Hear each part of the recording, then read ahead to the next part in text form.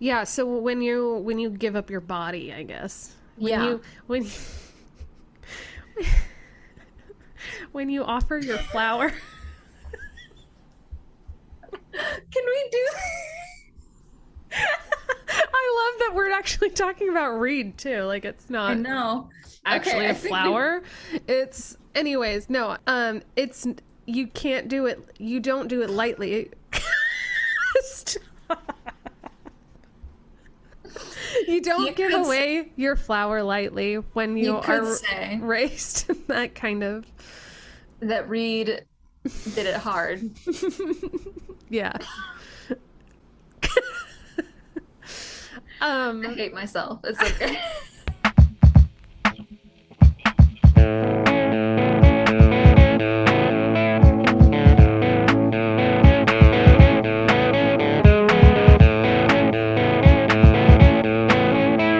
all right, we're back. This is Bethany Melissa, and we and are uh, in bed with books. In Bed with Books podcast. We are going to be covering Serpent and Dove by Shelby Mahurin today. We both read this about like a month ago, and so I think we're gathering our senses around it and having a Yeah. really fun time because we both really loved this book when we read it. This was one of the books that definitely sparked the podcast. Jumping right into, I guess, some of our first thoughts Mm-hmm. on the book. So, one of my favorites is that as somebody who's read a lot of fantasy romance and everything, you always get the mate or the soulmate or they're destined for each other. And you don't really have that with Lou and with Reed. Mm-hmm. They just fall into each other in a way that's really organic almost. Yeah, for sure. I like that, like in a lot of other fantasies, like they bring in the mate trope or the heart mate in Yeah. From Blood and Ash call out there. But I do think that can be like so overdone when it comes to like fantasy. I mean, I'm all for it. Like, cool mates, they're just like meant for each other, like destiny. But like this felt really real, kind of grounded on Earth. Mhm. And this kind of ties in with like what I was really taken with this book when I first was reading it was definitely the magic and how it plays into the story. So in fantasy, it's just this ever-present thing that like decides everything for people.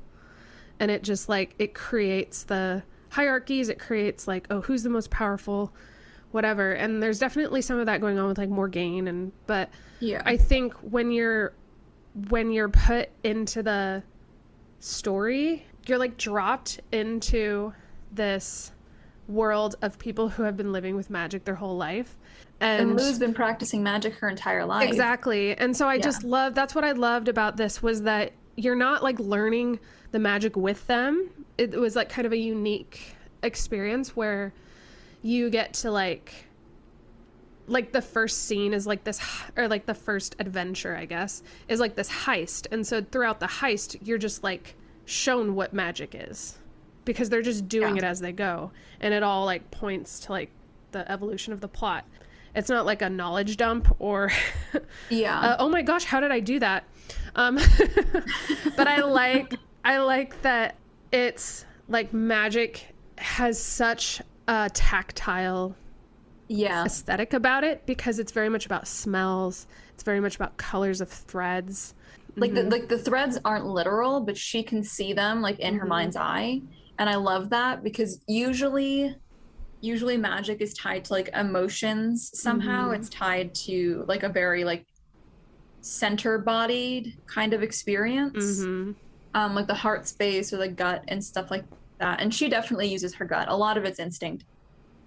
But she has to think about it because she has to make those like balancing decisions. Mm-hmm. So she can't escape the mental aspect of magic in this. Exactly. And I think she has moments where she's like, this is, I have to train. Like she has to like Mhm. practice. It's a practice. It's not Yeah. like a thing that just kind of, it's not its own entity. It's something she has to wield and work Yeah. with. And it's like, it's very like nature based. It's connected to the land, I think they say. Yes. And so she has to draw from nature, and nature is a balance. She has to give something of herself. And so it's this very much like magic is indifferent. Nature is indifferent. It doesn't care about good or evil. It just is. And so it's the wielder who has to like bring that about. And that's what I was really attracted to in this, because magic seems to be this like all omniscient kind of far reaching, out of reach kind of thing that kind of flows through you, and you just kind of act out of instinct, and it's more of a luck game. Whereas like I feel like this one, you watch Lou struggle to like retrain and like all of those things. I think what I like about that as well is she avoids that like quote unquote like Mary Sue role. And like obviously there are some issues with that, because a lot of times the Mary Sue trope can get applied incorrectly, in my opinion. Not every strong female character is a Mary Sue, but Lou is a badass. Like she jumps back into magic, and almost immediately a lot of it is really working out for her. But they still emphasize that this isn't out of nowhere. She's tried very hard her entire life to be good at magic, because as far as she knew, she was like gonna be using it a lot longer. Yeah, well, she's being hunted by her mother's, and her mother's super strong, so she's got to like... Exactly. And so she has to pick that up. She has to be strong. Beyond just what she can do by luck, which is honestly a lot. Like she gets by a lot on luck, but it's not just luck. It's not just those happenstances that keep her alive. So you're dropped into this story with Lou, our protagonist, who is living on the streets. She's kind of living on the streets. She's living above the theater. In their like attic. Yeah, the attic, the Solil Elune. And she's an undercover witch. So in this world, in the main city, I can't remember the city. I think it's Belsera, but I might be wrong about that. Thank you. She's going to look it up. So, yes, ma'am. In the main city, it's like ruled by the church and the archbishop. And so there's definitely a church versus witch dynamic. The witches are out in the woods in their own covens, but they are fighting over their land. Caesarine. Yep. I don't know where Belsera is, but somewhere. So essentially the witches want their city back, but they kind of do it by really ridiculous, harsh means. Well, I mean, they're responding to generations of violence by the church. They are, but they're pretty violent and ruthless, and they don't mind if innocents get in the way. And really what they're after is the royals. However, Lou is not only a witch, which is essentially an outcast in the city proper. She's exiled from her coven. So she's definitely like an outcast, and you meet her friend Coco, who is from the Blood Coven, and she is also an outcast, so they just kind of are navigating the city undercover as witches, and magic has smell, so she has to like be very careful about using her magic. She's not able to use her magic as much, Well, I think she's like hidden in the city, because when you live in a big city, there's that kind of like anonymity that exists because there's so many people. The odds of you running into somebody you know are pretty low if you're going out of your way not to. And so the problem with that, though, is that they're also in the heart of where the chasseurs are. And so it's not just hiding their magic to like stay away from other witches, but hiding their magic so they don't just accidentally burn at the stake. Yeah, exactly. So the first scene is where you immediately meet Lou, who is this like broad-shouldered, broad-backed man. You mean Reid? Blocking. Who did I say? You said Lou. Oh, no. I always Lou is this man. No. Reid is, and he's a chasseur, and she's in disguise as a man. I don't remember why. But that shows a lot about her character, I guess, is that she's just like a thief it's like explained away because she's kind of stealing clothes from the costume shop that she's like Right. living in. Right. And so it's easier to hide and be unrecognizable if you're kind of gender bending yourself. Right. So she meets Reid, and there's kind of a big massacre essentially because the Dame Blanches come in and kind of ransack. I don't know, just kind of. I think it was like some kind of parade. It was like a parade, and then they it turned into a massacre because the Chaucers retaliated and all that. So there's confusion going on there. So she panics because she's watching this parade and she can kind of smell the magic about to happen. And she realizes that her mother is probably a lot closer to finding her than she's comfortable with. And so what we're also seeing is kind of the first seed of why she would say yes to being married to Reid. Yeah. Because the panic that she goes through, like she just runs to the theater to try to hide until the heist is supposed to happen. So we've met him at the same time that she's about to be presented with solid proof that her fears are warranted. Yeah. So the heist is to get Angelica's ring. They get it. But not before the Chaucers show up and almost catch all three of them. Yeah. So I would like to preface this by saying Baz is a coward. He just like runs off. Like he's raiding this safe or whatever you want to call it. And the second they show up, he doesn't try to wait for her. He doesn't show any kind of worry about Coco. He just runs off like an asshole. And so then Lou, who's already broken both fingers as like a balancing act to try to unlock some locks, has to run off and try to escape on her own, which is when we meet Reid for a second time. But I think this heist scene was both important to like the plot of like Lou is really wanting to avoid her mother's wrath. Yeah. By getting the ring and becoming more hard to get. Hard to reach, yeah. While also involving Reid, but also showing how magic unfolds because I think there's a moment when, because magic takes things from you, she has to give up a memory with Baz. Yeah. Because they were like lovers before. It shows you the give and take. It shows you that it can be dangerous for herself because she can actually like give too much of her surroundings to do her magic. So, well, like when she broke her fingers, it kind of shows how willing she is to do what she needs to do in order to get this. But she's kind of reckless. She is a little reckless, but it's not without ruthless cause. So that's kind of like my like part B of this is that later on in the book, as she's like practicing her magic and she's relearning that muscle and everything, she's not quite as instantaneous with those costs. She really wants to think them through, which certainly emphasizes how important that ring was for her. Yeah, and it also shows too that she does need to train because and it's a mental thing. I think you said earlier, like it's very much, it's instinctual, but you have to work for it. Being able to think on your feet and be quick and find the best route forward. And you can kind of see her clumsily going about that because she hasn't been able to like practice her magic, which is something that they say at the beginning. Yeah, she can't think outside of the box at that point. Yeah. Moving forward, there's a moment at the theater and I can't remember how it got to this point, honestly, but it kind of introduces the Reid marriage thing. So on her way back from the heist, she's got the ring and everything.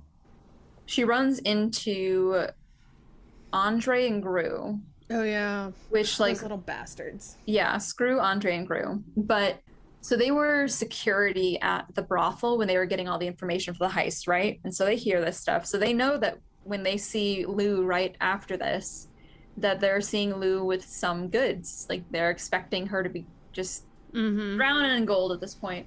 And so they attack her. And it's funny because she went through the whole heist fine. She got out with a couple of broken fingers, which like arguably not fun, but those will heal. But she leaves the fight with those two like fucked up. She Yeah. leaves really beaten up.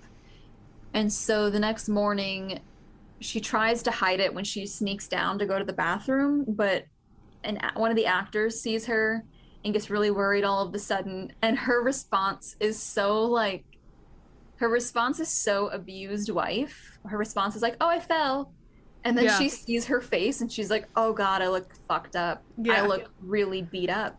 Which I think tells you a lot about her personality, that she is kind of like lives a little rough life, that she doesn't even realize how fucked up she is. Yeah, like she was like, "Oh, I see why she was worried." Like she Yeah. couldn't just it wasn't just bruises along her body that she was hiding. It wasn't a couple of broken fingers. It was a really beat up face. I think this also shows that her mother's been after her life. Like, she never thought she was going to live past the age of 16. Hmm. And we haven't said this yet, but her mother already attempted her life. So, Yeah. like, she's already seen a lot of violence and a lot of trauma. Like, her overlooking this, like, you kind of understand that as it goes Hmm. along. 100%. Well, so then she Then, leaves the bathroom. She leaves the bathroom, and who should she run into but Reed for the third time? So I guess you could argue that in like some way they're fated for each other, but not in a way that's like very explicitly stated within the book, or that would have like any kind of precedence within the world that they've created. yeah, the universe, I guess, has not expressed a lot of like fate and destiny Yeah. influence. It's very much there's dogmas on both sides. Like, you have the witch dogma, Yeah. which is like Lou needs to die, and then you have Yeah. like the Chaucer dogma, which is all witches need to die. So there's not a lot of like, I guess, the omnipotent. There's not a Like, lot of like mysticism really. It's all yeah, pretty explainable. yeah, Um, it's so she pretty runs into grounded. Reed, quite Hmm. literally. He immediately recognizes her, which is probably because he's seen her twice now, once in disguise. Um, and he chases her, which leads to them falling on stage, where he is immediately accused of trying to assault her, which she doesn't deny, which I don't entirely like. But also, if she hadn't just been caught by that actress in the hallway looking like a beat wife, they wouldn't Yeah, assume. yeah. The kind of like the assumption that ends up happening is that this Chasseur is using his power over her and he's the reason she's beat up. And the gal that finds them is also an undercover witch, Estelle. Yes. She's technically been looking for Lou, but at this point, I don't think she realizes who she is. Mm-hmm. Mm-hmm. But oh God, the Archbishop, God, I hate him with a burning passion. I think it's good to have a character to hate in a book, though. Yeah, you love that. I do. But his response is somehow the only reasonable thing we can do now is marry you two off. And he does this knowing, spoiler alert, that Lou is his daughter. Oh, does he already know that Yeah, by and so then? he's suspicious of it because she supposedly looks a lot like her mother. Mm-hmm. But there's just this kind of it's almost gross for me from like when you're coming at it from the Archbishop's point of view, not from them, because they don't understand what's happening. Obviously, they don't know the kind of dynamic that actually exists here. But he raises Reed, and so Reed is like an adoptive son for him. Mm-hmm. And then his response to seeing his daughter is, well, how can I fix this? Let me marry her to the boy that I raised as my own. Well, I don't think it's gross in that way, like an ancestral thing. I think he just wants her around. I think it's a control thing. Like I realize where that sounds like I'm kind of like accusing incest. I don't really see incest so much as like he has control over Reed because he Mm-hmm. sees that Reed is seeking that father figure just as much as like he actually is a father figure. Mm-hmm. And so the only way that he kind of knows how to do that with Lou is by kind of serving as a father figure. And I guess I don't want to say like a father figure specifically, but a really patriarchal version of it where the father is giving the daughter away to her next owner. Mm. But his words to justify it are, no one will accuse you of assault if she's your wife because a man has a right to pursue and punish his wife. which shows that he's seeing this as a control thing rather than an exchange. Yeah, I mean, I can understand why Lou did it, like accepted it, because honestly, she's kind of the character that wouldn't do something like that if she didn't have a good reason to.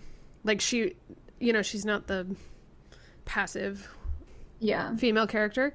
Reid just does it because our Archbishop wants it. Yeah.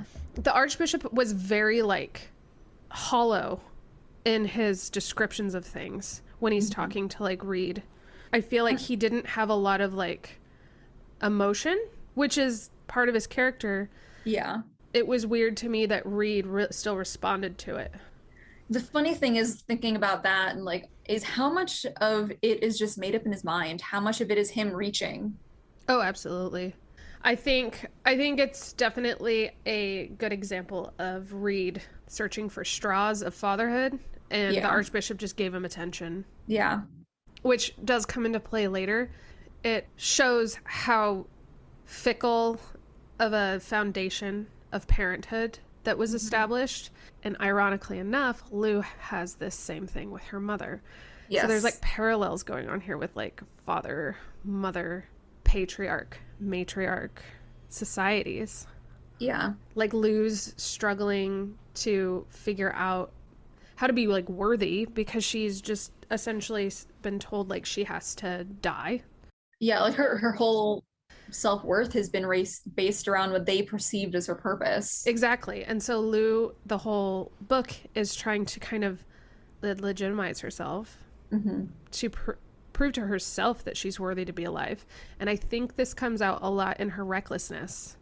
Yeah. I think her recklessness with magic, which there's a bit of recklessness like later as well, where she sacrifices a bit too much to save others, where she puts herself at harm's way, because I think she's just always believed that she was supposed to like sacrifice herself. That's what she's been told since she was young. I fully agree with that, especially because she's been told that she's supposed to sacrifice for herself for like the coven and everything. That's not a sacrifice. I guess jumping ahead a little bit in the plot, near the end in part 3, when she gets captured By her mother, she eventually just concedes because she sees what she's done. Like she makes the choice for herself, which I think is really big for her. And it's almost like every point when she got reckless and she chose herself over somebody else, whether it was Baz or it was Madame Labelle or somebody else, it's hurt her. She didn't like being that person, and she makes that clear. And so I feel like all of those times when she thought she should have sacrificed something for them kind of just come out at once. And she's like, I'm not just doing this for the coven, but for everyone else that I've put in danger. Yeah, she's very self-sacrificing. And then like Reid comes on so they're married. Reid, they only have one bed, and they they have to share quarters, which are like small quarters for like the Chaucers, which like tells me that they're like low on the totem pole of like hierarchies. Like I feel like you should have like a separate wing for the married ones. Maybe then they'd be more inclined to get married too. Because that ends up being a problem, doesn't it? Is they keep losing chasseurs who get married. Right. And it's like, maybe if they had a better living quarters, they wouldn't all leave you. Yeah. Yeah, so they are sharing quarters. So they start developing a relationship that is like so fucking fun. I love it so much, which is like Reid. I love our messages where, oh no, my notes, I put Reid is hard. Oh, God. Because I was just like, ugh. So he doesn't know how to navigate it at all. He's so thunderstruck by this like whirlwind that she does just by existing. Because she is so unpredictable. She has no propriety. Like she just doesn't care. She is taking a bath and he's just like blushing. Like it's just such an adorable like dynamic that I cannot get enough of it. It's funny because they're married, and so based on the Archbishop's train of thought where like he's her husband, he has every right to pursue and punish her, which Reid, to his credit, is immediately disgusted with. He's just Yeah. kind of like, ew, okay. Yeah. But he meets her halfway. He recognizes that very little about his life has changed. That yes, he doesn't get to marry the love of his life, Seely, but he'd already kind of decided not to. Mm-hmm. He just hadn't accepted that yet. Yeah. They're staying where he's lived his entire life. His entire daily schedule, weekly schedule is the same. And so he's trying very hard to create a space for her where she feels safe. Mm-hmm. He sleeps on the floor. He like tries What to an give her idiot. privacy. I know. It's like he immediately is not a Chaucer dick. Yes. He's just like very gentlemanly. Just everything you want. And just Chaucer. to emphasize that he's not a Chaucer dick. When we meet the other ones, they're Yeah. utter assholes. Mm-hmm. And so it really shows that it's a Reid thing and not something that's taught to them. Yeah. But then, so throughout part two, what I really like is that we first get the introduction of their dynamic as they're trying to navigate each other. But then it kind of slowly mirrors those interactions with similar ones where Reid has learned to hold his ground against her antics. Mm-hmm. Yeah, because she is very much a tease. And it's very much like you have these Chaucers who aren't like allowed to like do anything. They're like nuns. They're like the male version of nuns. And yet they have a lot of power and like dominance. They're like the police also of like the church. So then you have like Lou, who comes from a very like matriarchal, unrefined, I would say, like in comparison to like the church morals. So she like, there's that scene where like she comes in, she had like escaped the room or whatever and like came back and he's like was trying not to be angry, but he was, and he was like she came in with like his robe on and like had it like open, and it was funny because you're reading it and you're thinking like she's naked, but she just has pants on. But they're not, it's not a dress, it's not a skirt, and he's just blushing and he's like trying not to look. See her shape. Yeah, the thick thighs, and this is his point of view. So like he notes the thick thighs, and she was like, well, I didn't like the dresses that the guy brought me because they were like the maids and they just had the neckline all the way up, and so it insinuated that she was wearing something maybe like low cut. And so he's just quoting scripture in his head, not in judgment of her behavior, but his, because he's just like angry and he doesn't know how to direct his sexual frustrations. Yeah, he's very much aware that, not that he should be demonizing, I guess, his sexual urges at all, but he's not judging her necessarily for it. He's doing like the equivalent of when you're trying not to get a boner in public, when you think of like really terrible things to try to kill it. Yeah. So you start thinking about Bible scripture. Yes. I love too, it's kind of like she's this chaotic energy that comes into this like very structured like routine, right? So he's just like, how did you get out? Where are you going? Like he's so angry at her for the fact that like she's confusing his life in that way, like disrupting, I guess. But he's trying to rein it back because he has this respect for his wife. Yeah. Kind of going back to like the fact that he's lived in that room for nearly his entire life.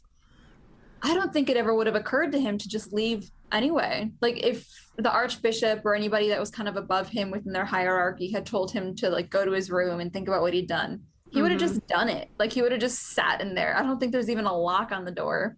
Yeah. And so when we hear about her getting out of the room, she doesn't like escape. She just leaves. She's like the security isn't great. Yeah. And so he's so perplexed that she would do that. So at the same time that she's navigating and learning about the tower and the Chaucers, where she's like found this weird sense of security at her mother's imminent arrival, Reid is also learning that. He's also learning where he has a little bit of wiggle room, like the kind of stuff that he was scared to do when he was younger because he was Mm-hmm. scared he was going to lose the Yeah. archbishop. And so I think that's funny because she's learning, like we talked about, like how to make a choice for yourself. But so is he. So that a lot of their arc mirrors each other. Yeah, exactly. Exactly. I think overall, their relationship together for Lou is very much about her. Coven has essentially rejected her as a person. Yeah. And she knows Reid is a literally a witch hunter. Like, that's Yeah. actually, we didn't really specify that, but the Chaucers are witch hunters. And she's a witch. So she's living this lie, which is a big part of their relationship. Because all Reid knows is that she was a thief because she was involved with the heist. Yeah. He knows that a witch was there, but he hasn't connected the two. Yeah. Like, there's been a few, like, little lies that she said, and he's just like, don't lie to me, be honest. That's, like, important to me. Meanwhile, she's, like, completely lied about who she is. So she's has to live being, like, witchless, essentially. And they start to kind of, like, fall for each other. And for the first time, I think other than maybe Coco, Reid has actually seen her as a person. And so she's finding what she hasn't been given by her own people. Yeah. In Reid. And Reid is also exploring that as well, where she's bringing out kind of the devil in him, like, a little bit. Yeah. Like, which is kind of what you were saying. Like, she's kind of like letting him loose, let your hair down kind of thing. Mm-hmm. So Reid is falling in love with her because he sees her. He doesn't see the witch yet. But she makes an active choice repeatedly to see past the Chaucer identity. Because as she's realizing that he's a much nicer person than she might have originally thought, even though she's having a good time teasing him and taunting him, she also sees how protective he is, how respectful he is. Like, it's not lost on her that he's sleeping on the floor instead of in the bed with her. Right. And I think, well, this is like a really good example as well of just Pride and Prejudice. Like, you're looking at the other person and you think one thing, and then, like, because even her being a thief, like, he doesn't know she's a witch. He's still making the effort to try and see past that and try and, like, make her part of his family. Yeah. And then she's seeing past his ridiculous upbringing. Like, yeah. On some level, for him, it's that he thinks this is long-term permanent. Mm-hmm. I also like that, yeah, the Chaucers are, and the church are dicks, and the witches are kind of batshit crazy. But this is an example of, like, extremes, and then you see actually, like, the middle ground of where most people are.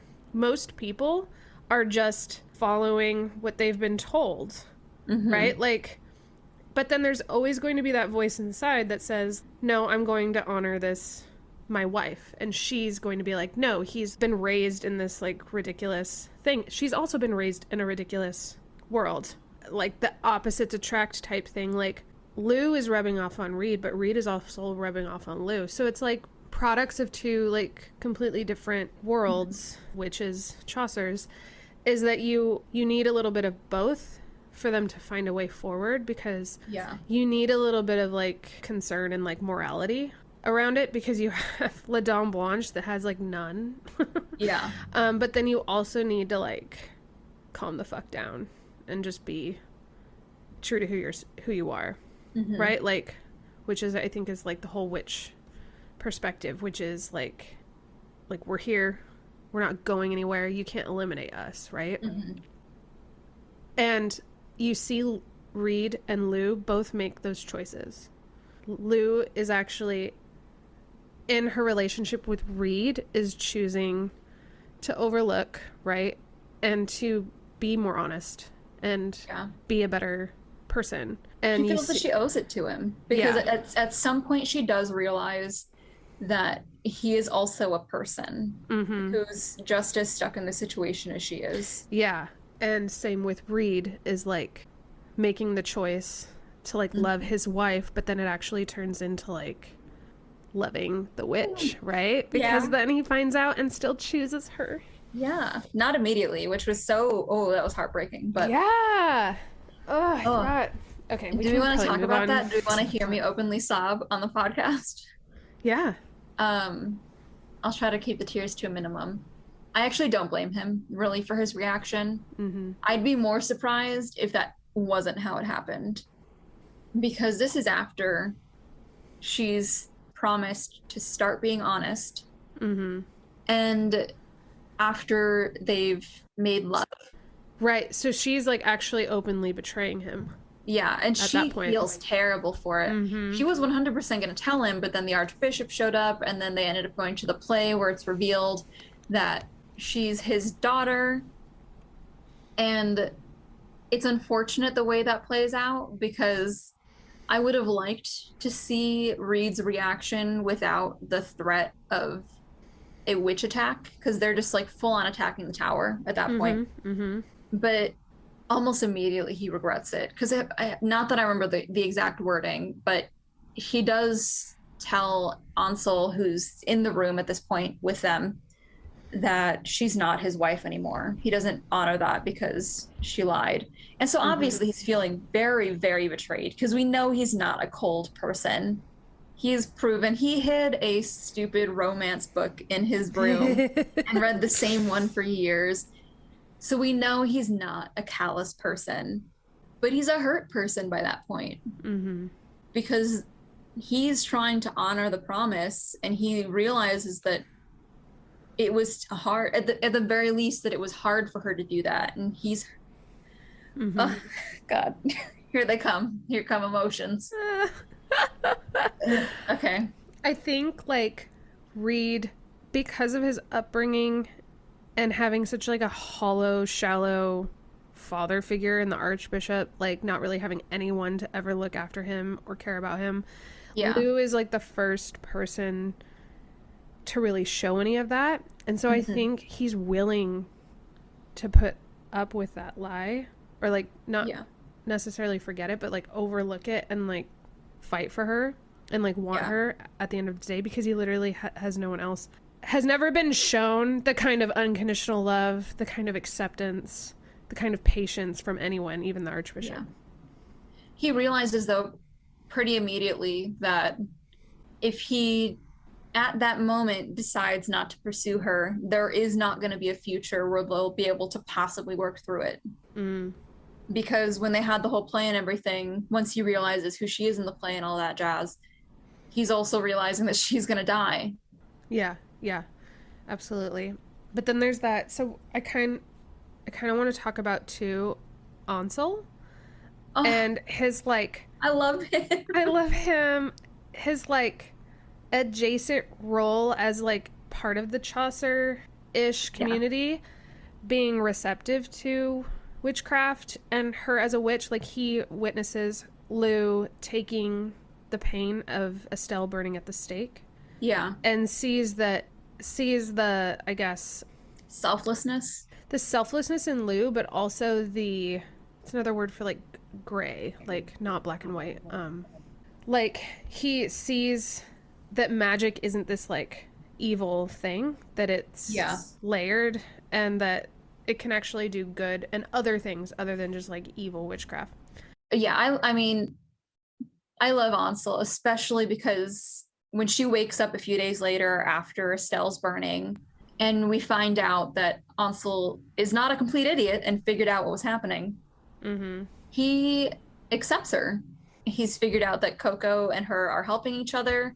I think it does help that he's not technically part of their cohort. He still has to be accepted into it, because he's also not been fully indoctrinated. Right.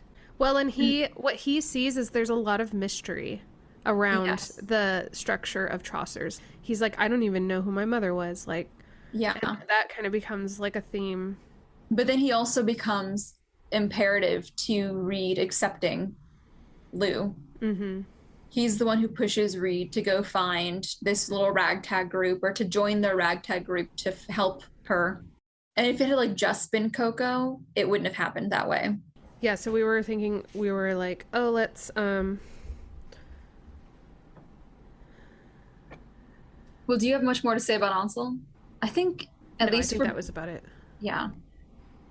Okay, so before we jump into part 3, where it gets really sad a lot, Mm-hmm.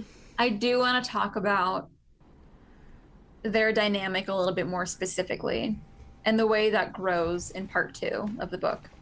So, one of my favorite examples of kind of mirroring events in part 2 is when she pretends like she's about to strip in the middle of the street when they're on their date.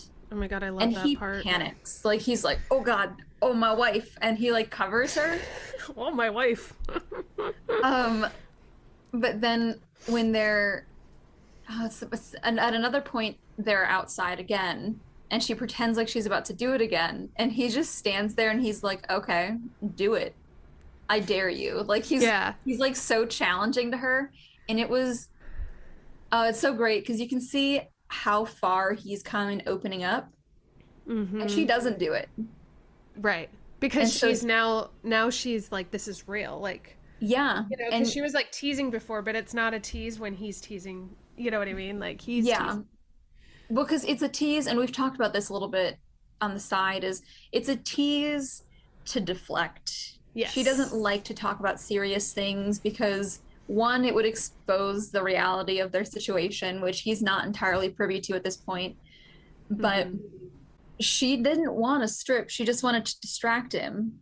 Yeah. And at some point he realizes that, and so when He she's trying to faces do it. it, yeah, and when she's trying to do it again, exactly, he faces it, and she's like, "Oh God, it's real." Yeah. Yeah. No, I love that.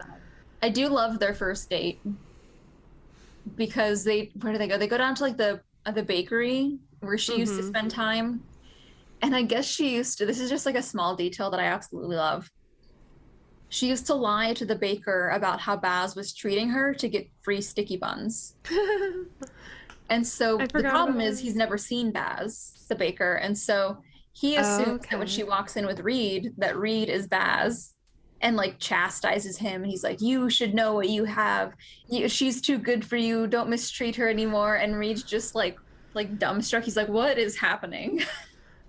And she's like, "Shh, free sticky buns. That's what's happening." Yeah. Yeah. And then, but she does it in by means of dishonest, like in a dishonest way. And so he's Yeah. just kind of like, sees a bit more into like her there. Like, Yes, he who she does. is. But it's funny because he's not mad. No, no. He's learning, he's kind of just sinking in and learning her ways and how she Mhm. kind of navigates life. And I think he's starting to see too that she is deflecting and surviving, Yeah. like you said. So this is like another example of like her being dishonest or, you know, fibbing the truth there, like to get free sticky buns is like her way of just like surviving, I guess. Yeah. And because he was raised in the tower, his idea of a difficult life was very different Mm-hmm. than living on the streets of Caesarine. And so I think he's really having to confront what it means to actually survive in their society, because he's only had the church and then like the some nobles that he's met along the way. Yeah. And so I think he's seeing that it's not as clear cut as he was raised to believe. Yeah, like cuz there's those moments when like he takes her to the theater, like he takes her to his like side of the world, like Mm-hmm. instead of living in the theater, they're going to like attend the theater. Yeah. And he has to kind of make concessions for her because she like can't be like she's not a Sealy, you know. Yeah. She's definitely like got her own mind and doesn't understand that kind of world. And like, what am I trying to say? Like, I don't think she cares to. she doesn't care, and she know it's the superficiality of it. And I think Yeah.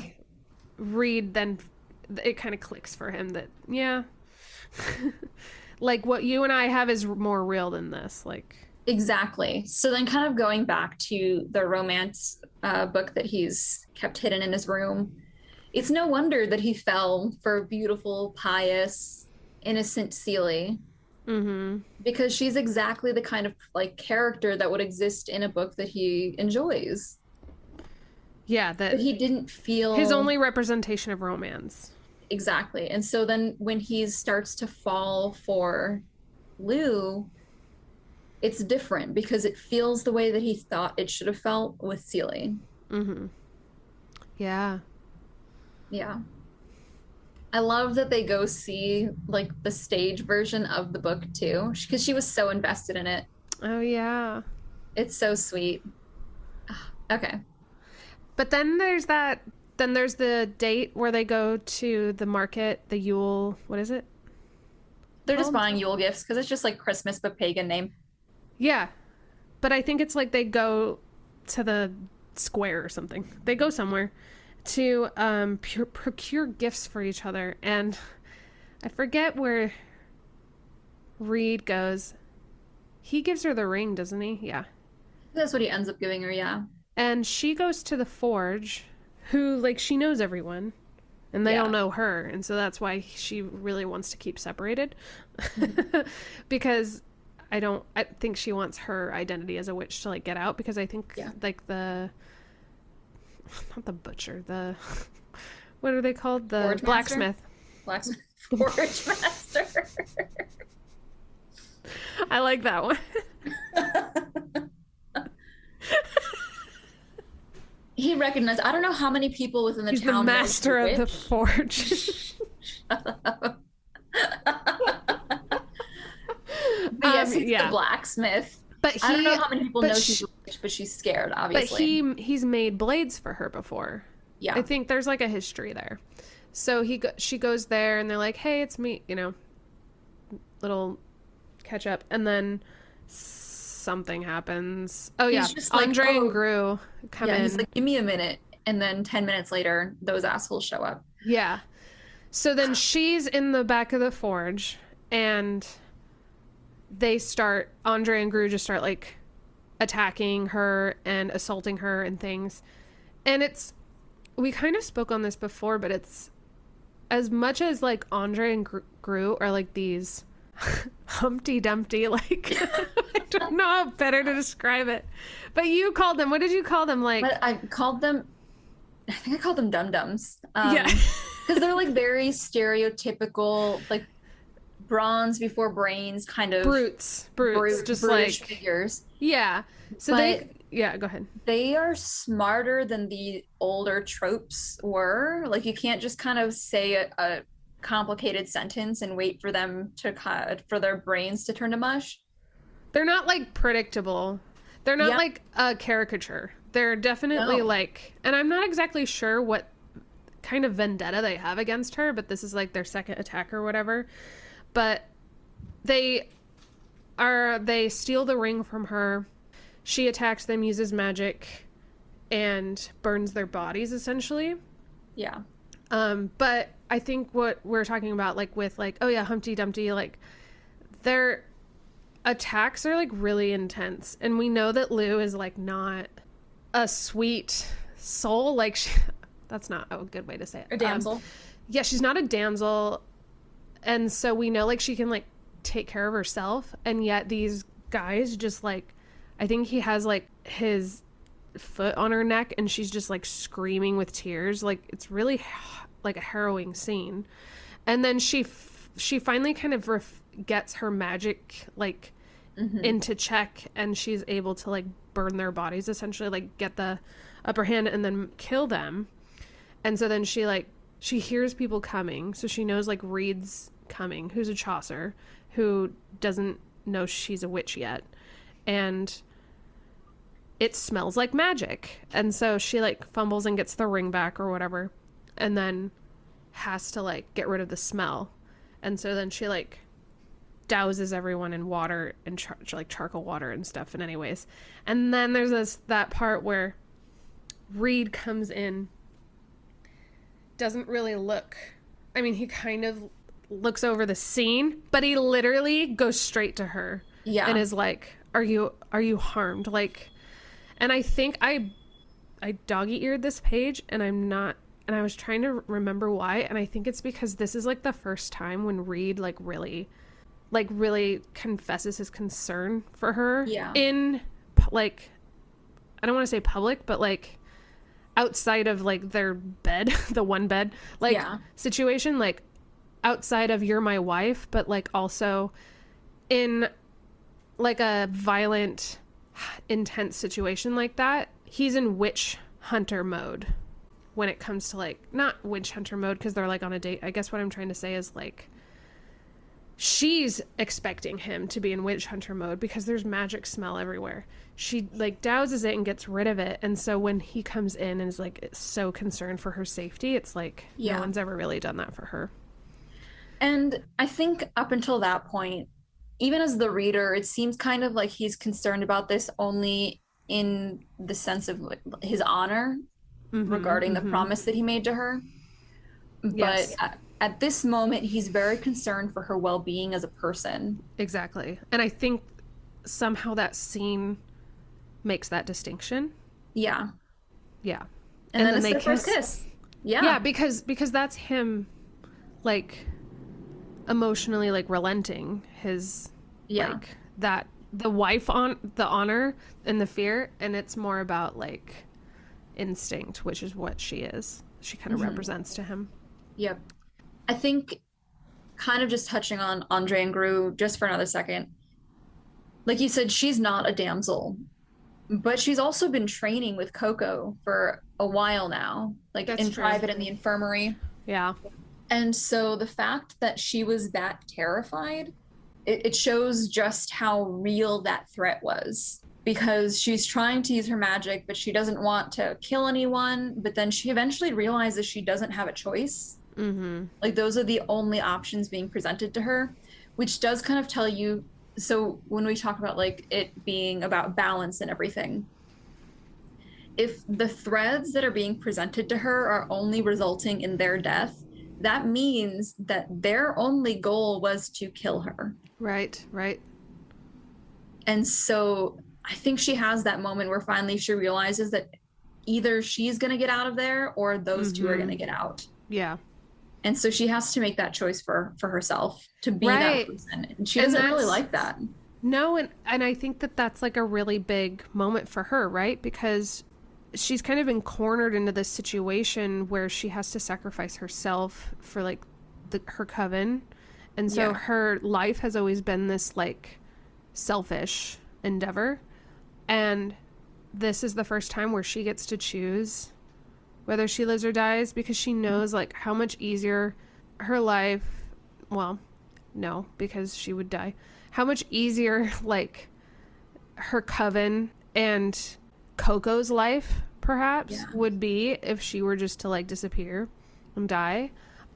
Because what kind of life is that, to just be constantly running and knowing that you can like never, so like it was a good moment for her to actually choose herself officially.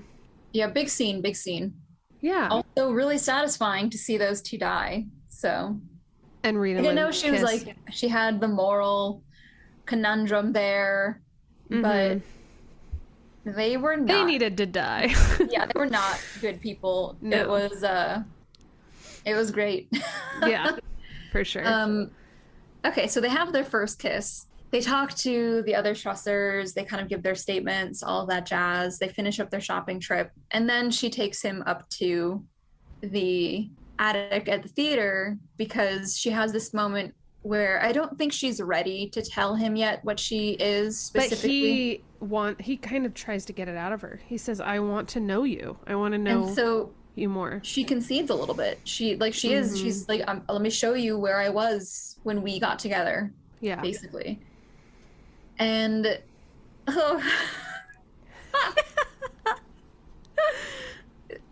it was just such an intimate scene that if it hadn't ended in sex, it would have almost felt too romantic. Yeah, like gross. Yeah. It would have been gross if they didn't have sex. Yeah. That would have made it ultimately that Too would vulnerable. it would be it would be abominable. Yes. I mean, it's a big step for him because what that also means is that he's fully accepted her as his wife. We Mm-hmm. don't know that until the scene with the ball where he's getting honored and everything. But he had to some degree thought that he would marry Celie when he grew up. And so when he chooses to have sex with her, to have sex with Lou, he's telling her that he's ready for this to be real, basically, for him. She knows that sex isn't the end all be all, but being raised in a church, that's what it is for you. Mm-hmm. Yeah, so when you give up your body, I guess. Yeah. When when you offer your flower. Can we do I love that we're actually talking about Reid too. Like it's I not know. actually Okay, a flower. It's anyways, no. It's you can't do it. You don't do it lightly. You don't give away your flower lightly when you are say raised in that kind of. that Reid did it hard. Yeah. I hate myself. It's okay. Reid is hard. Yeah. Yeah, it's not something you can give up easily. Yeah, and I do kind of like that we get that from Lou's point of view, that scene. Mm-hmm. Mm-hmm. And I love how angry she gets about Celie. Like Yeah. she clearly can't see yet. She clearly can't see yet how jealous the Celie situation makes her. Mm-hmm. But her lines are like, I can't believe Celie would leave him to find this all out on his own. What are first loves for? If not for like, you know, mumbling, like Bumbling hands. yeah, and discovery. Yeah. And like, so he is literally a virgin and he's never done anything. He's kissed. She's even like, yeah. she taught him to kiss and I'll give her that, but that's Yeah. all I'm going to give her. Yeah. So it's such a sweet scene because they're on the rooftop and like getting intimate and stuff. And she's like guides his hands. Yeah. How, There's like, a big emphasis on the hands, which I like. And so she guides his hands to like undo her dress or whatever. And then I love it because she's like, and I guided his hands down between my legs, I think is as explicit as it gets. Mm-hmm. And then she says, this is how you touch me. And I just loved that because it was like, this is how I like to be touched, you know, because that's all that matters. That's all that matters because she was just in that chapter, like just like getting frustrated about Celie's role in his like, and then she's like, this is how you touch me. Yeah. And then she goes, this is what I want. Like, this is what I like or whatever. And I just love that. I do think that is the moment that he decides to really let Celie go. Mm. Yeah, absolutely. Yeah. Because Celie didn't give away her flower. But also, Celie... Not that she needed was to. so passive in their relationship. Like, she just kind of accepted everything. Because what was it? It was after her sister was killed by the witches. Yeah. That they stopped really seeing each other. And that was his call. And she admits at some point that she didn't want that. And it's like, well, why didn't you speak up? Like, if you're not going to ask for it, you're not going to get it. Yeah. And that's what Lou knows. She knows if you want to get it, you got to ask for it. And so she does. Definitely. With her body. Yes.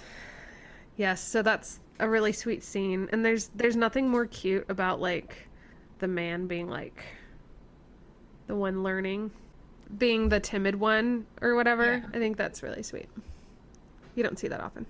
No, you don't. Especially in fantasy romance where it's in YA, which is all about like the man just having all of this restraint and ability to just please her all the time. Mm-hmm.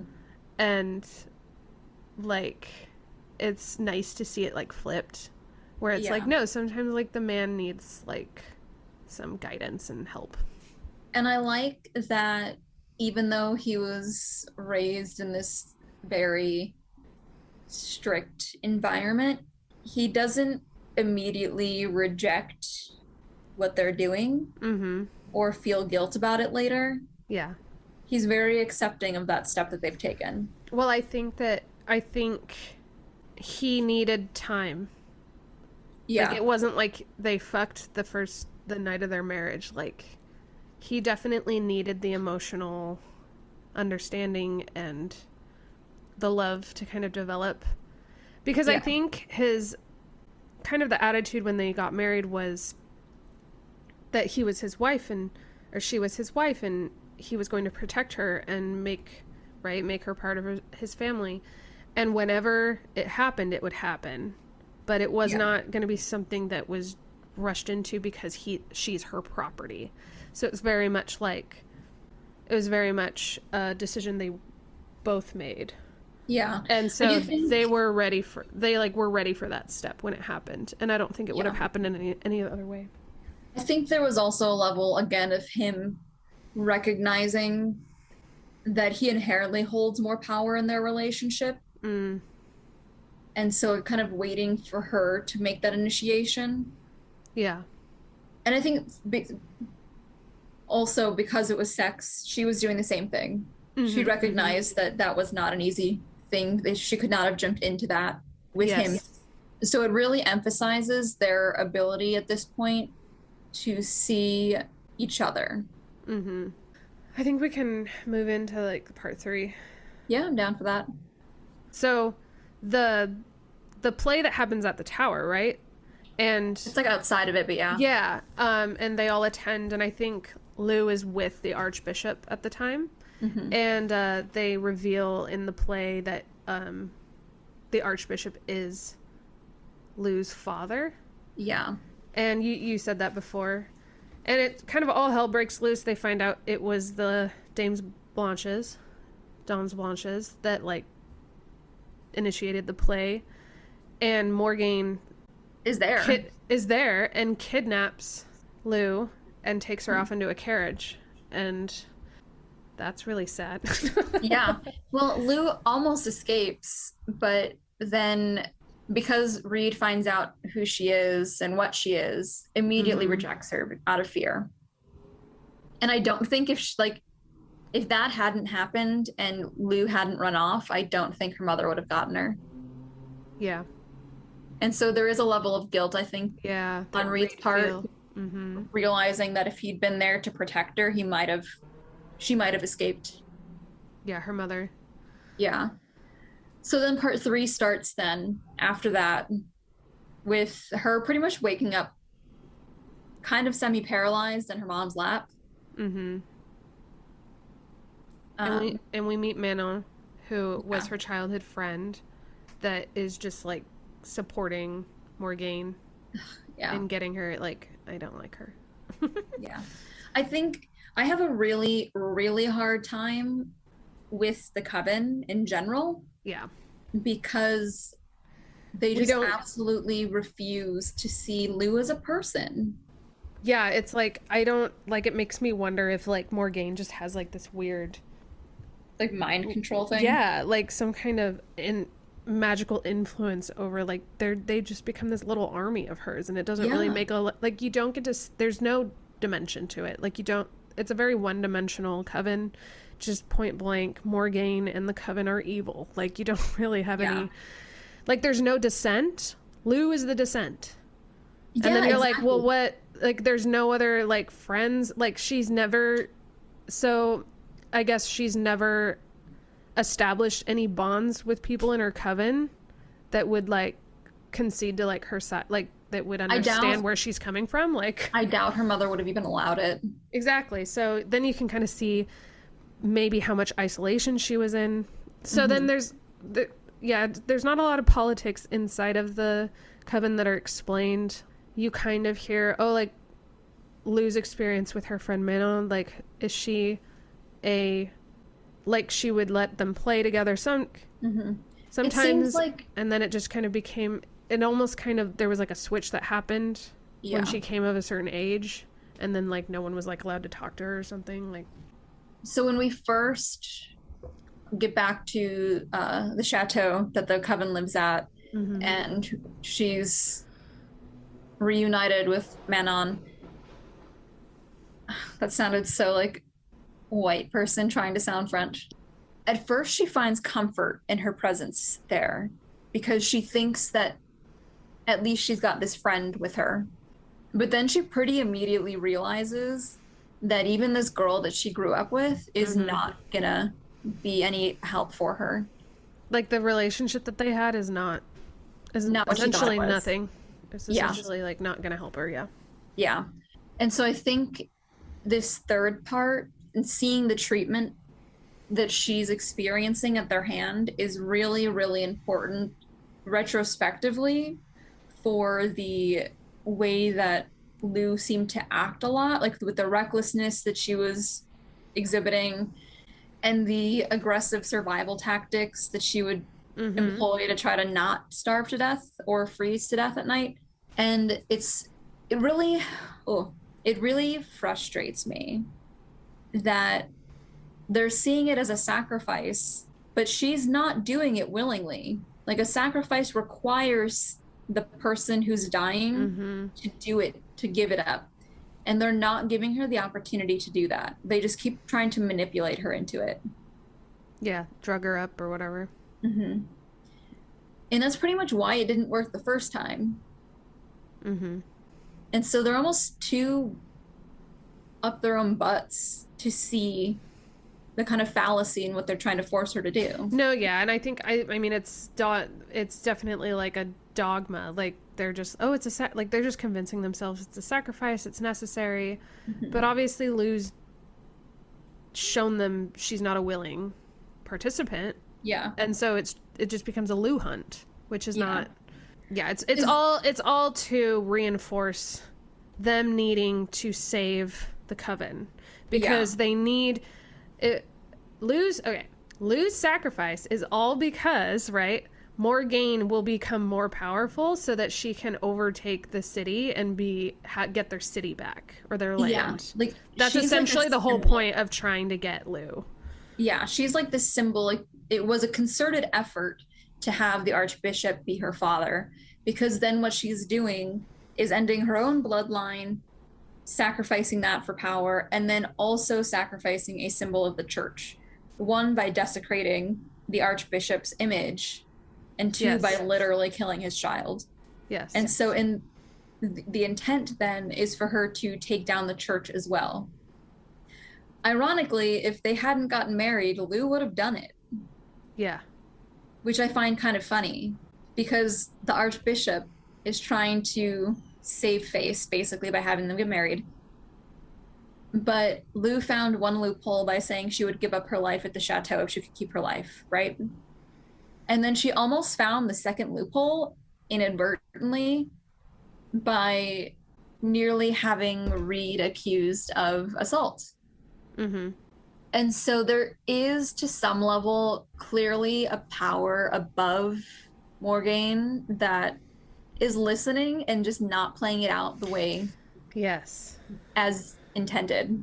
Yes, and I don't think we're giving anything away because the third book is literally called Gods and Monsters. Yes. That there's higher levels of being than Morgaine. So that's kind of exciting to see. Oh, like, where is this going to go?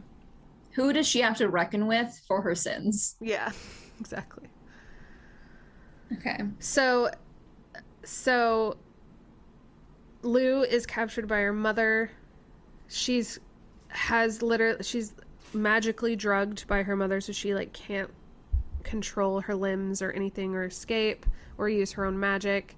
So she's essentially facing the reality of her own death, which is really awful.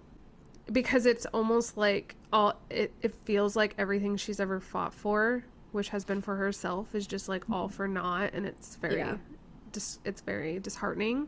And she loses her fight too. Like she physically can't move, but then emotionally she just kind of gives up. She like withdraws. Yeah, she gives up. So, but then you have the ragtag team, which I love, which is Madame LaBelle, Ansel, Reid, Beau, and Coco, all kind of grouped together to like try and save her. Yes. And the funny thing is, so Coco is obviously beautiful in the book. Yes. Ansel's there because Lou is his friend, but he's also there because he's deeply in love with Coco. Yes. And then Beau is there because he's also in love with Coco, but he's trying to like cock block Ansel, which isn't that hard because she views Ansel as like a little brother. Well, and Beau's kind of like this pretty boy, Mm-hmm. and he's kind of like a tease, and him and Coco kind of have like a little like A rapport. little tryst. Yeah. But we also find out that part of Lou's, I guess, curse, we could call it at this point, is that once she's killed, it's also going to kill all of the children of the king, which is Beau. Oh my God. So I completely missed that. Really? Because I'm like, what is this obsession with the king and his kids? And I'm like, I don't understand it. And I guess I just She's missed that. sacrificing her makes own bloodline way more for sense. all of the ones of power at Caesarine. Okay, yeah. And so Beau's there to save himself and his sisters, obviously. But then it's also revealed that Reid is a bastard of the king. Yes. With none other than Madame LaBelle, who we find out is also a witch. Yeah, so he is, because Madame LaBelle has red hair. Yes. And then you're just like, like, and you just kind of like, the wheels are turning. So Yep. Madame LaBelle and King August, is it August? Or August, because there's an E at the end. I'm just going to call it August. Yeah, that works for me. He's just a ass. Yeah. Had an affair, of course. He actually had at least Tons. 24 affairs. Yeah. So. And Madame LaBelle is literally the madame of the brothel, so Yeah. she was, they would hang out. And they made Reid, and so Reid is a son of royalty. Yeah. Of that bloodline. So And you're saving Reid's life, you're saving Beau's life by saving Lou's. And so part 3 is very much Reid having to confront all of that kind of underbelly that he had the privilege of ignoring before. And immediately he's like, "You're not my mom. That's not real." Yeah, denial. Yeah, 100% denial. But he quickly backtracks on that when in the final scene, or the near final scene, she's killed. Like he thinks she's killed. She gets like mortally wounded in their last battle. And it's okay. We'll jump to that scene in a second because I do want to talk about the ragtag team a little bit more. Okay. Okay. No, go ahead. No, the ragtag team. There's a lot to dig out of that final battle. Absolutely, absolutely. Okay. That's all.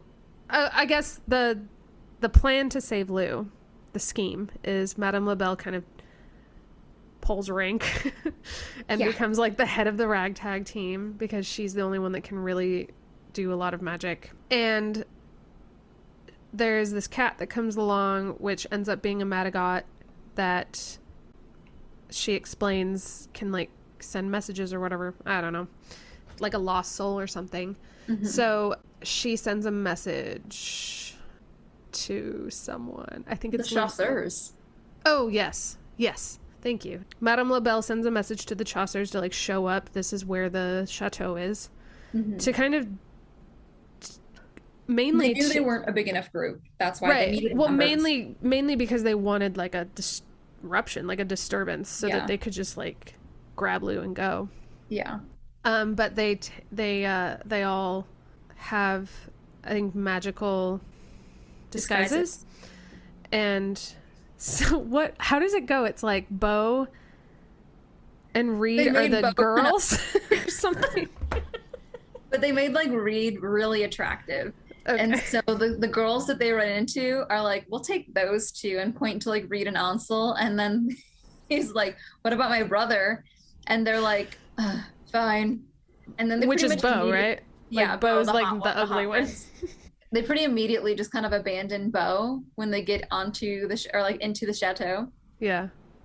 which I just find so funny. He was Yeah. so offended. Yeah. But Madame LaBelle 100% did it because she knew that he needed to be put in his place. Yeah.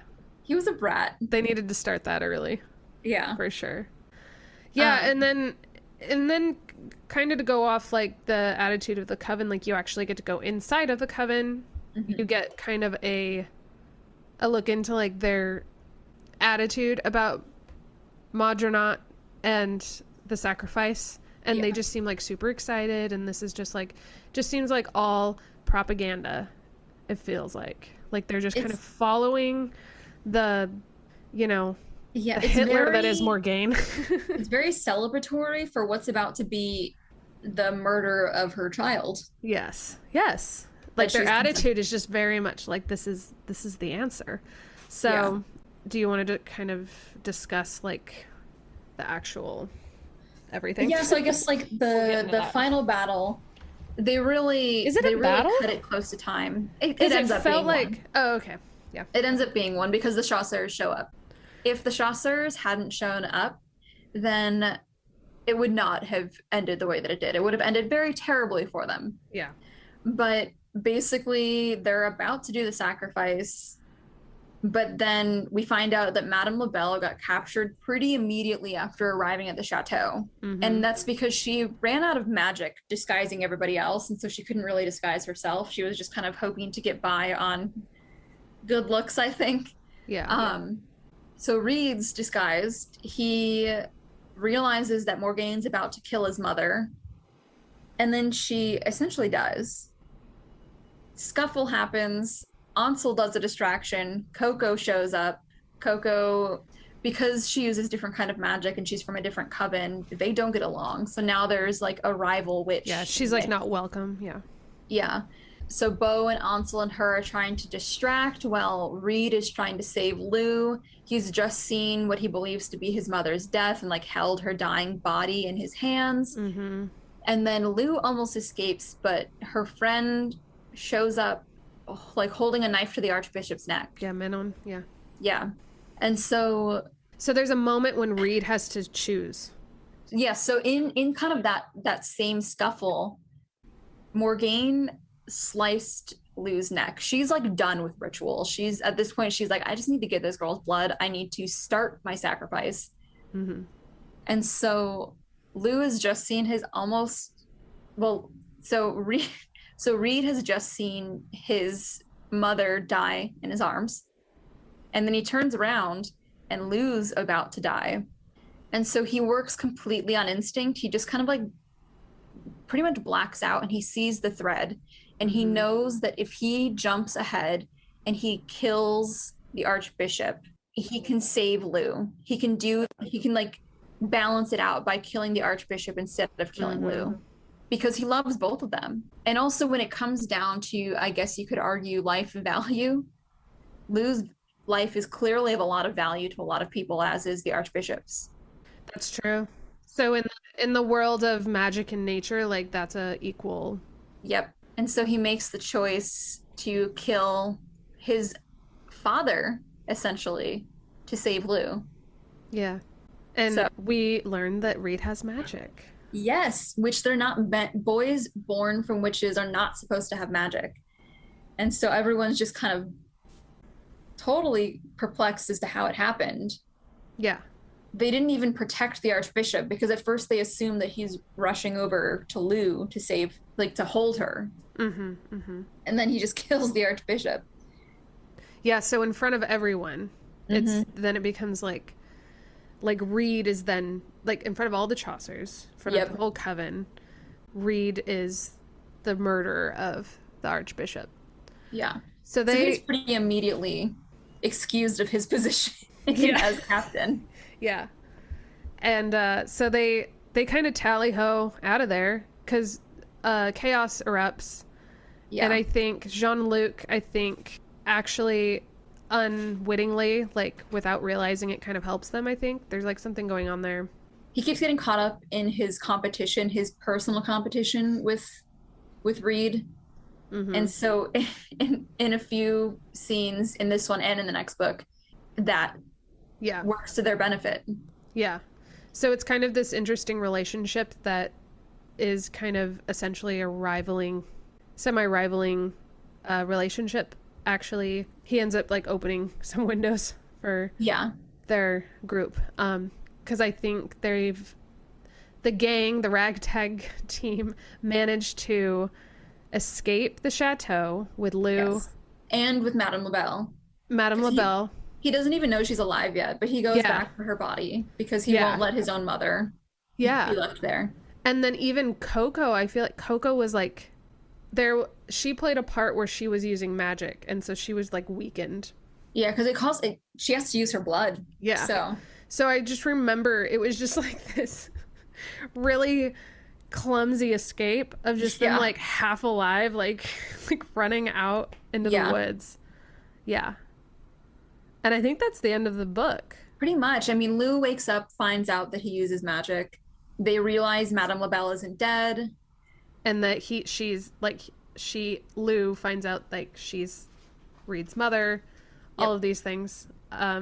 So it's kind of like a really good start to the second book, which, because like all of these secrets have unraveled, Lou has a second chance. Reed is exiled from everything he ever knew, so Which is probably better for him. it is so much better for him, and it just sets up. It's a good way to set up the next book, you know. Yeah.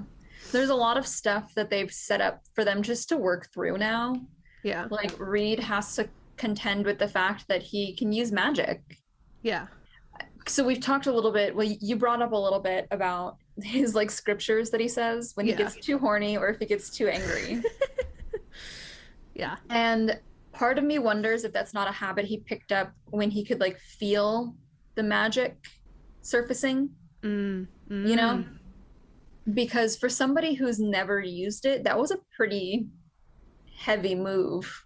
Yeah, like it really called for like Yeah. desperation. Yeah. Really brought it about. Especially like the quickness of all of those events. He didn't have time to try something else. Yeah, exactly. But Morgaine is still alive. Yeah. They just got out of there. And the ragtag team kind of make camp in the woods. And that's kind of where we're left, because they can't go back into the city because everyone there's like they're all exposed. Yeah, exactly.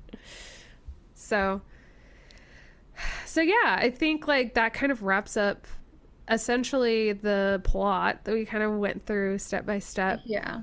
And Our appreciation for their love story, yes, the we way that definitely- just organically happens between them, the way they choose to see each other as people instead of a chasseur and a witch. Yes. I also love that she calls him Chess. Yes. Yes. He love doesn't that. like it. He eventually tells her that, but It's cute. Because it is. was like really early on in their Yeah. relationship.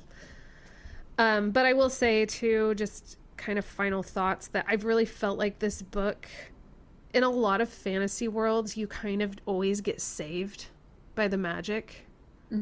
And I guess touching on what we spoke about at the beginning and how the magic operates in this story, that the magic seems to be overbearingly hard to work with. Yeah. You see that with like Morgaine. A lot of fantasy books use magic as the way to save the person and save the plot and make you feel hope. But this one definitely kind of had the opposite effect. And I think it like, I felt like everything was hanging on by a thread. Yeah. That's what it felt like. Whereas a lot of fantasy books, you're always like, oh, but it'll all work out in the end because we're here and like this person worked so hard. But it's like, I was literally on the edge of my seat in a lot of moments because I'm like, I don't know. Like, they're not giving me much hope about like things. It wasn't magic. It was like the power of friendship that saved Yeah. them. Yeah. Not to Which I sound think is tacky. important. Yeah. Yeah, that's so good. Reid, as much as he wanted to save Lou after he realized his mistake, could not have done that on his own. He Mm-hmm. needed their gang to get Yeah. together to do that. Yeah, absolutely. Yeah, so I just love the magic in this. I just love how it plays out. I love like how it's presented and kind of the aesthetics of it like is just very like the smells and the colors and the threads and like I just think it's so unique. I I like that it seems like the threads are kind of always present. Mm-hmm. And you have to find them. Like you have to like be You there have to with reach it. out. Like it's very Yeah. externalized. Yeah. So, quick final questions. Okay. When did you think Reid fell for Lou? Okay. I think it's definitely before they have sex. I think he fell in love with her when they went to the theater together. Somewhere between offering her the book that he had hidden and them actually having the theater date is where he fell in love with her. Right. Right, because I think it was seeing that distinction between like the world that he like lives in where I think Cassilia and Jean-Luc were there and things like the Tremblays were there. And so like seeing Lou with like the society was just like kind of a realization that that's not what he wanted. And Yeah, exactly. what he wanted was Lou. And so I think that's a good one. So then when do you think that Lou fell for Reid? Lou fell for Reid. I think I already touched on this a little. I think it was the forge scene Yeah. when like she was not expecting that kind of reception from him. And like cuz I think she was just so much expecting like the witch hunter. And then Reid came in and was like, "My wife." I regret that so much. Except I do have to agree though. Yeah, except that not necessarily his wife, like Lou. Because I think for Reid too, the physicality of their relationship is the truth, right? Like things didn't really get physical until they were emotionally on the same page. My wife. Yeah. Yeah. No, I have to agree with that. Especially like he would have loved that dagger. Like you can see that she's actually trying to get him a gift that she knows he'll like. Yeah. But she was trying to get him a real gift. Like gift giving is a love language for a reason. Yeah, exactly. So. All right. All right. So next week then, join us while we talk about Blood and Honey, the sequel. Yes. Talk about Reid navigating magic. Yeah, what we know now is Lou has a second chance. A third chance. Seriously. Lou has to figure out how to overcome her mother. Does she have to kill her? All of that. So that's kind of her prerogative. Yeah, Reid is now living amongst like outlaws and is an outlaw and now has to like navigate that morally, but also he has magic. So we'll get into that in the next episode with Blood and Honey, the second book. And meanwhile, you can find us on Instagram at inbedwithbooks_. Definitely reach out if you have any questions, comments, you want to debate our opinions. We can definitely, we will listen. Okay. We will listen to you. Yeah. So thank you all for listening. Have a Yes. great week and happy reading. Happy reading. Bye-bye. Bye. And then we wave. We wave nobody. in an audio.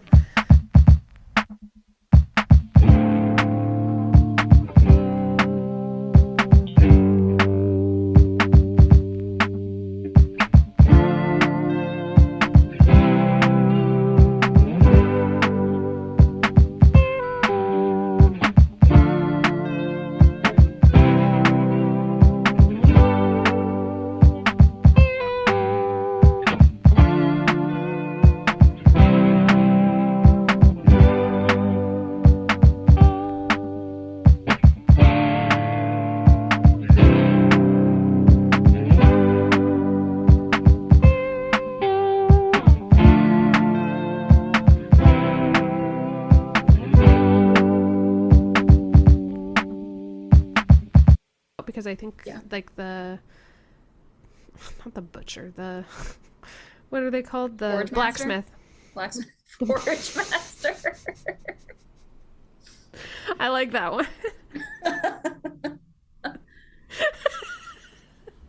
He recognized, I don't know how many people within the He's town the master know of the forge. Shut up.